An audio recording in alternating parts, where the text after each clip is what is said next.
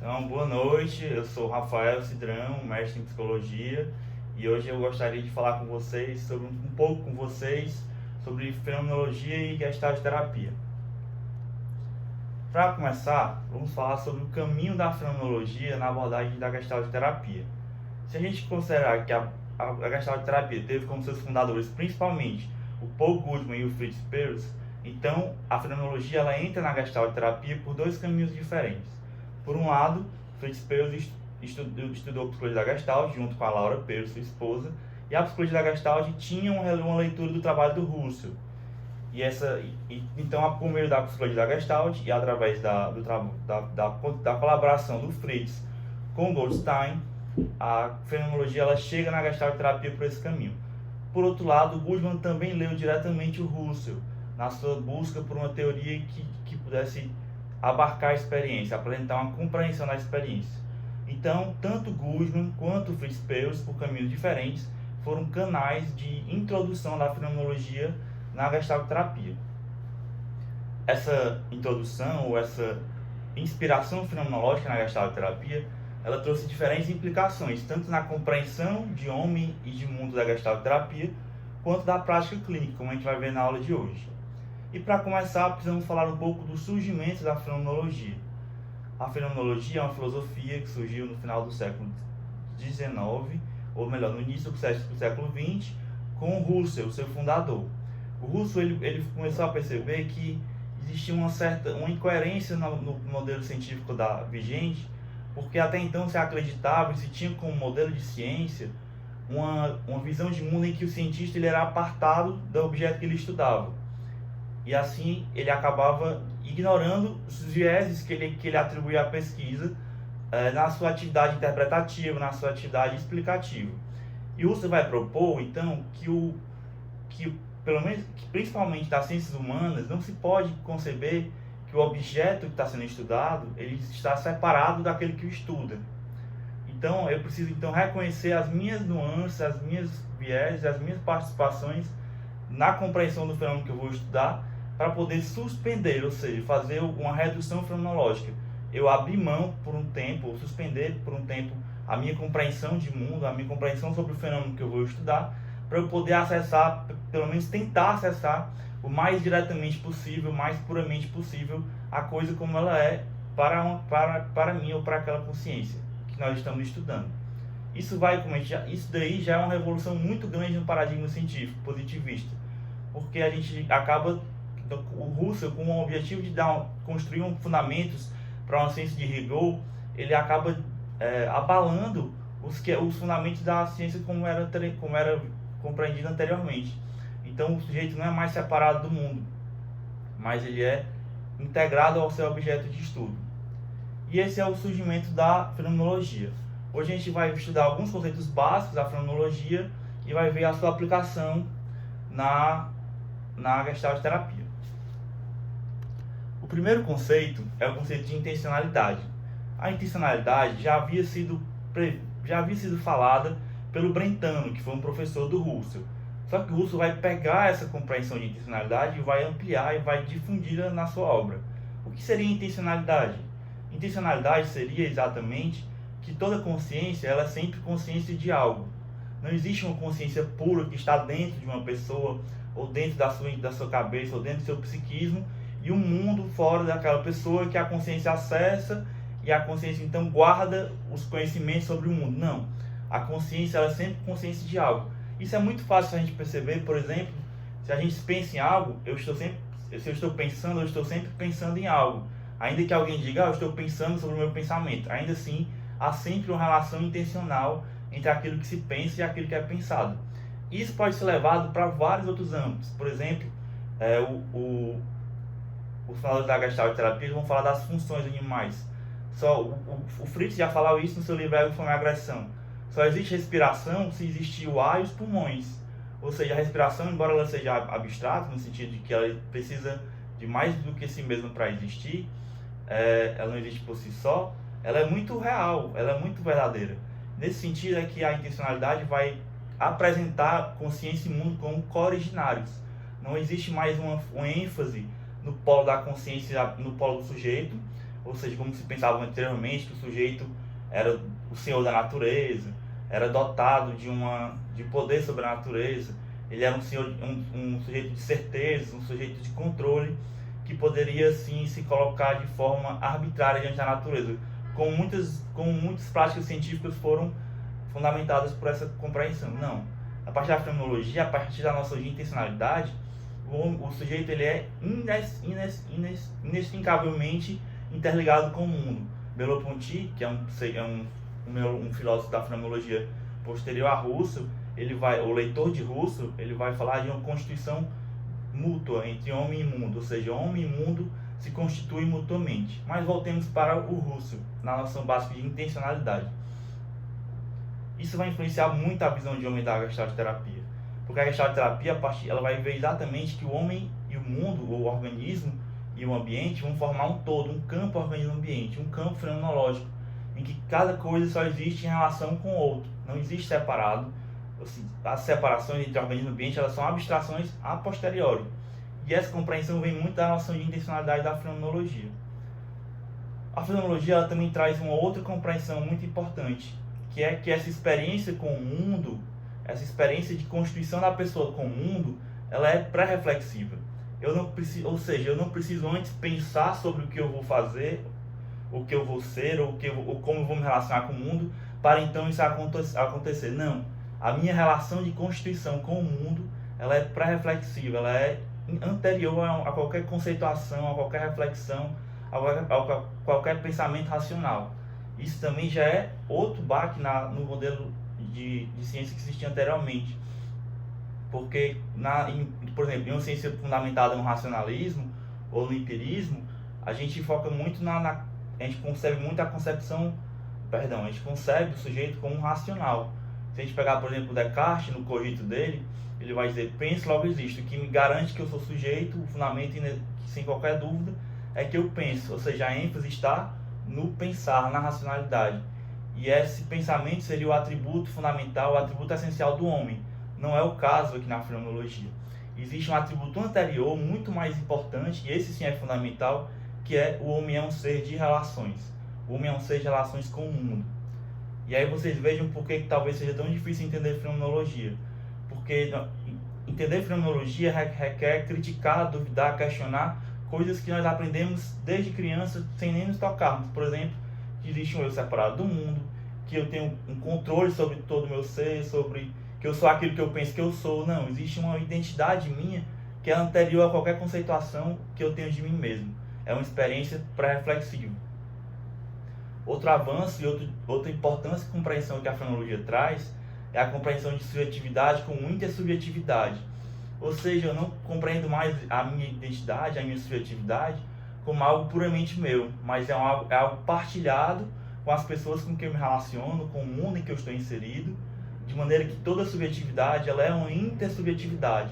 O meu mundo, na verdade, é o nosso mundo, é um mundo comum. E isso traz uma implicação ética muito importante, porque se eu entendo que o meu mundo é o nosso mundo, é um mundo comum, eu preciso considerar esse mundo nas minhas ações, eu preciso considerar esse mundo nas minhas omissões, de maneira que algumas experiências, por exemplo, algumas experiências que muitas pessoas têm de agir como se não houvesse consequências para o outro, ou como se o outro não existisse, isso acabam entrando em contradição com o pensamento fenomenológico. Por isso que a fenomenologia ela pode inaugurar uma ética da intersubjetividade. Um professor que eu gosto muito, ele falava do ato de fumar. O fumante, ele talvez acredite que está fazendo mal só a ele, mas se ele e o mundo partilham um mundo comum, ele está fazendo mal ao mundo todo, às pessoas que estão ao seu redor.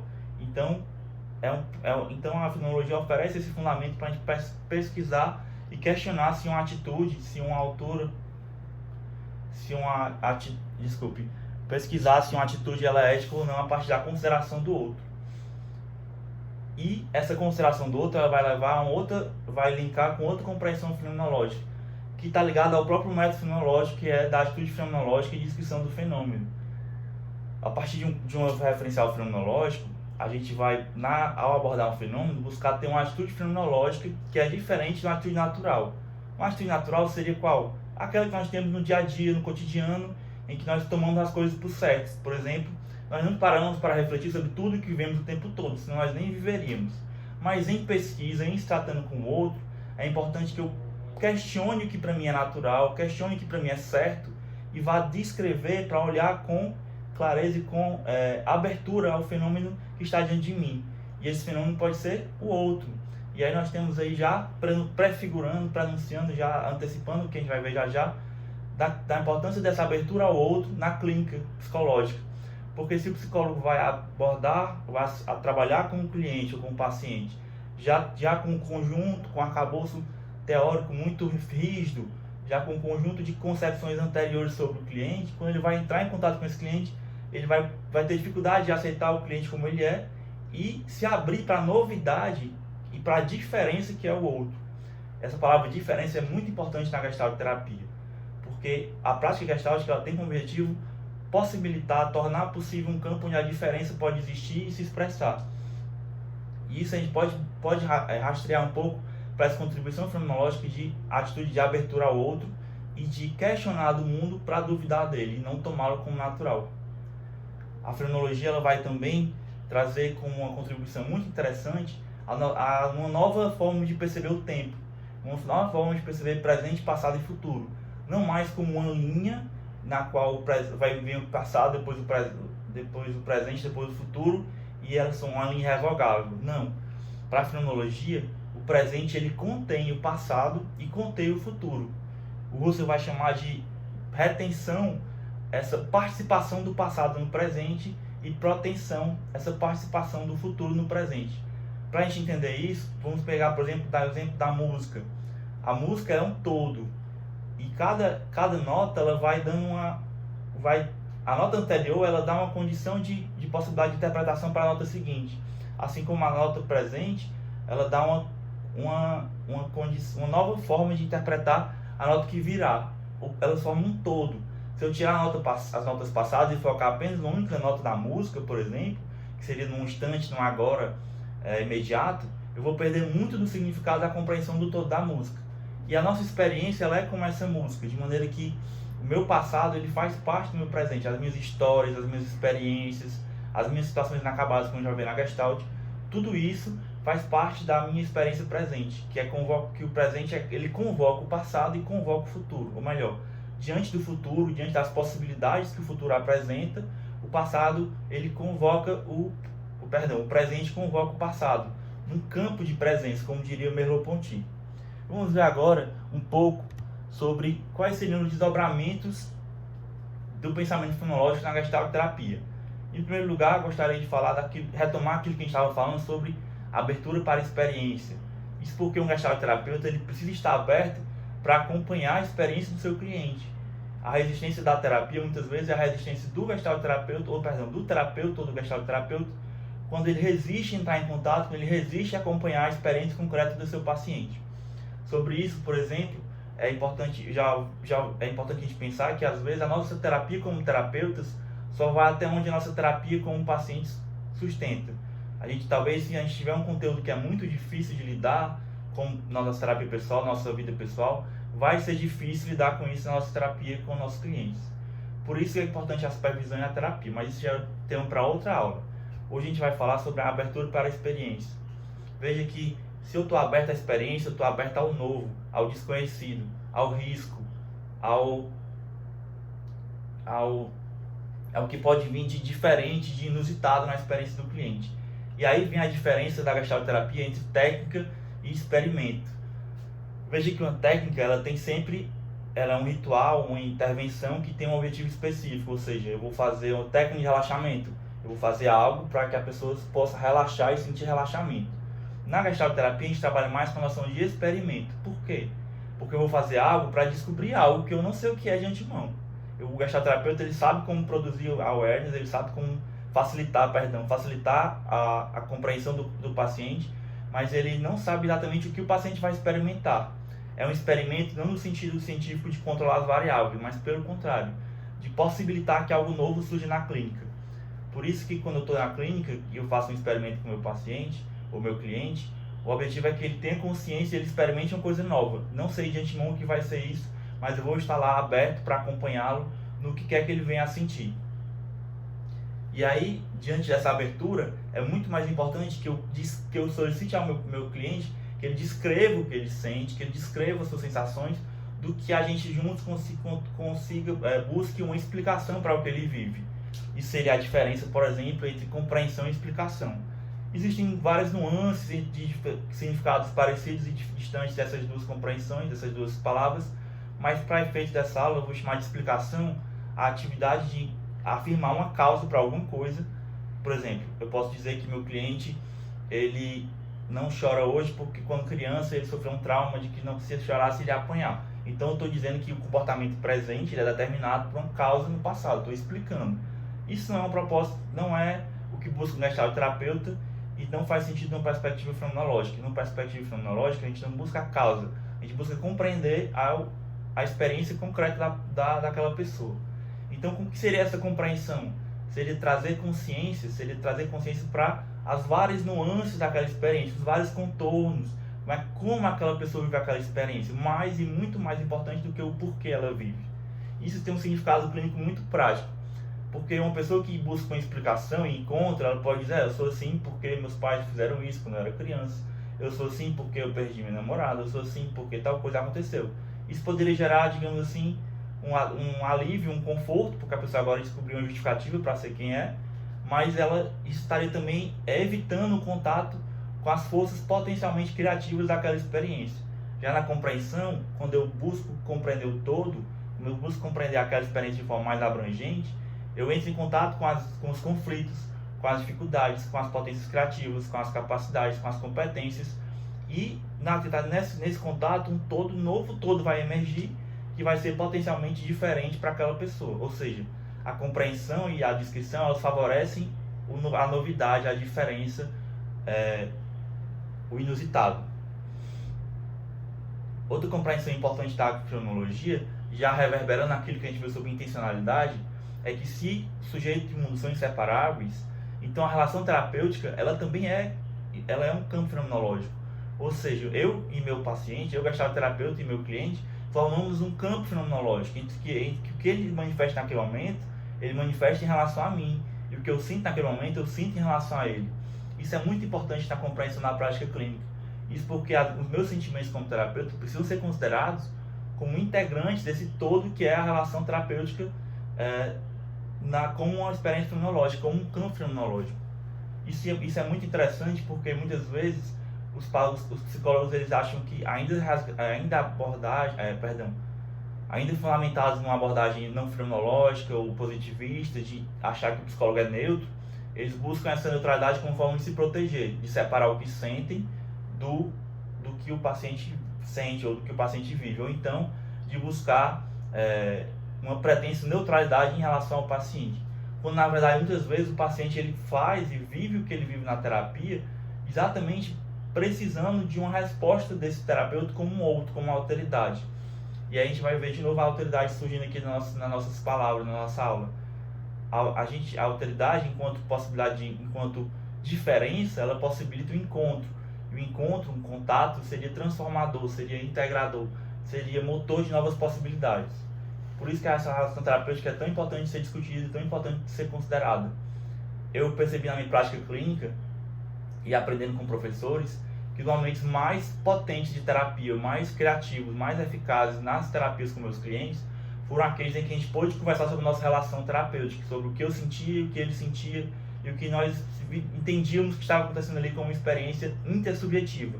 Mais uma vez a fenomenologia com o conceito de intersubjetividade, trazendo aí uma moderação de uma compreensão é subjetivista ou internalista do homem. Isso que a gente tem falado sobre abertura ao outro, abertura para a experiência e relação terapêutica como abertura à autoridade, isso desemboca na compreensão de uma ética gestáltica. Isso inspirado na fenomenologia.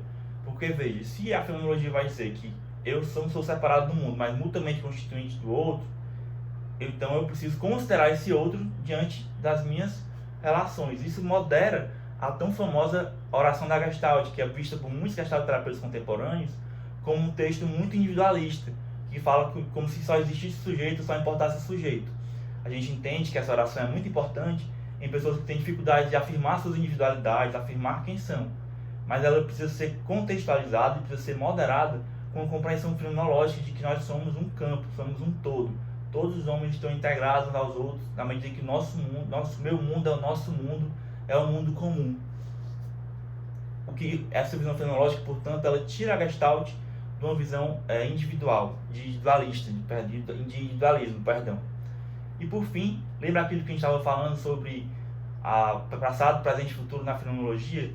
O Goldman vai pegar a noção de intencionalidade do Husserl para fazer a teoria do self no livro Gestalt Terapia, que é um livro fundamental para todo Gestalt terapeuta. E o que isso quer dizer? O que tem a ver a teoria do self com fenomenologia e temporalidade? Isso porque, para o Goldman, a forma como o meu passado ele se apresenta, ele existe para uma consciência presente, acho que o Husserl vai chamar de intencionalidade operante, é muito importante na compreensão da teoria do self. Isso vai ser o que o Goldman vai chamar de função id. E aquilo que o Husserl chamava de intencionalidade de ato, ou seja, a capacidade de tomar decisões diante da experiência, o pensamento deliberado, seria a função ego, que os Milligram's vão chamar de função de ato. E a função de personalidade seria uma representação, um abarcamento da representação intersubjetiva que o sujeito tem de si mesmo. Mas vamos falar isso de forma mais clara. Como seria essas funções, essa presença do passado no presente, essa função id? O que seria isso? Pois bem, imaginemos que uma pessoa é convidada para uma mulher é convidada para um casamento. Ela vai então, a partir daquela possibilidade futura, ir ao casamento, que se apresentou no momento presente, convocar no referencial dela o que é o casamento, quais são, intersubjetivamente, qual é a contratualidade intersubjetiva de como ela deve se vestir. Ela vai procurar em vestidos que ela já viu no passado, ou que ela o que ela tem em casa, no armário dela, vestidos que mais respondem melhor àquela situação de ir ao casamento. Então veja, tudo isso é feito de forma muitas vezes pré-reflexiva. Claro, as mulheres muitas vezes vão parar e pensar qual é o vestido que elas vão escolher, mas existe uma orientação pré-reflexiva, que seria a função com intencionalidade operante, que vai já, sem ela pensar, ela vai perceber intuitivamente, digamos assim, ela vai perceber pré-reflexivamente o que é esperado dela naquela situação, como é que ela pode se comportar, como é que ela pode se comportar diante daquela situação com a bagagem que ela tem de histórias, de experiências passadas e de situações inacabadas. E aí acho importante a gente pegar essa compreensão de situação inacabada. Isso porque o Fritz, relendo a psicanálise, o Goldman e o Fritz, na verdade, relendo a psicanálise e trazendo a noção de situação inacabada, eles vão dizer que uma situação que eu não dei conta de resolver vai continuar retornando, pedindo que eu dê conta enquanto eu não conseguir fazer isso. Isso vai aparecer como essa função id, ou seja, histórias passadas não resolvidas não estão passadas, estão retornando com o passado numa experiência presente, demandando por satisfação, demandando por resolução, compondo assim uma participação do passado no presente. E o futuro como um futuro de possibilidades. Então, dessa maneira, a gente reviu um pouco o conceito do Husserl de intencionalidade operante, intencionalidade de ato e a presença do passado e do futuro no presente. Por fim, gostaria de só ressaltar a importância da fenomenologia como uma oportunidade de nós pensarmos numa ética diante da alteridade, que tem tudo a ver com a Gestalt terapia, no medida que a Gestalt terapia ela é uma ética, um acolhimento daquilo que desvia, aquilo que é diferente, aquilo que foge ao controle racional, ao controle deliberado.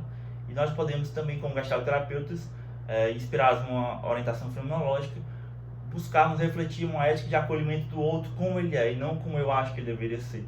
Um acolhimento do outro, aquele outro que escapa ao sistema, aquele outro que foge do sistema organizado, aquele outro que difere do que é contratuado socialmente. Então, isso, muito obrigado. Essas aqui são as referências da aula de hoje. Como exercício, eu gostaria de propor a vocês que fizessem um pequeno texto refletindo exatamente sobre isso. Como eu me posiciono diante do outro, diante da novidade, diante do que eu não tenho certeza, do que eu não tenho controle. É algo que eu estou aberto, ou eu estou o tempo todo tentando encaixotar o outro nas minhas concepções sobre como eu acho que deveria ser? Fica aí essa sugestão de exercício e a gente pode falar sobre isso depois. Obrigado e boa noite.